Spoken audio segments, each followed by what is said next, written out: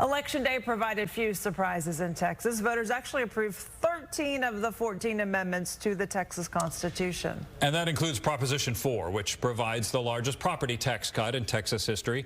84% of voters approved that measure that will raise the homestead exemption from $40,000 to $100,000.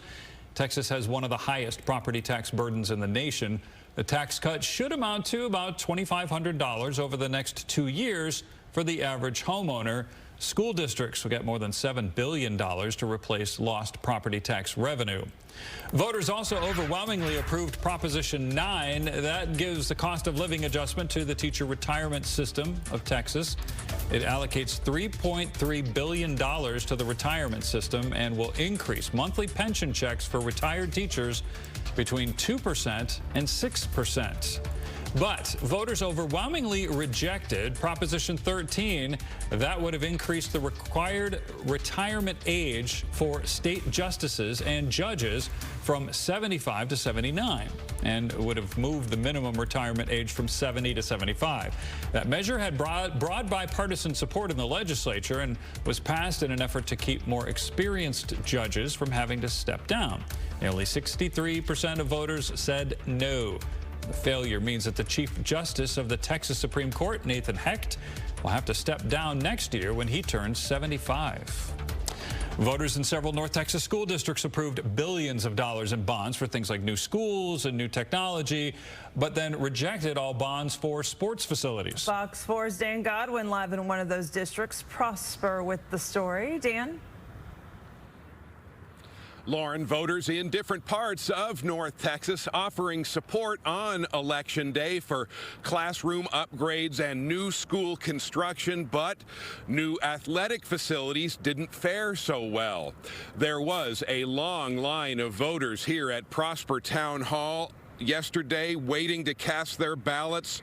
This growing school district got approval to sell $2.4 billion in bonds to pay for schools and buses, another $140 million for technology improvements, and $125 million for a performing arts center. So 3 out of 4 bond measures passed.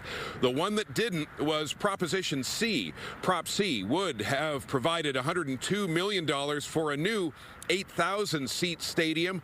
The district opened a $48 million, 12,000-seat venue just 4 years ago. The proposition to build the second stadium going down to defeat by a 54-46 margin.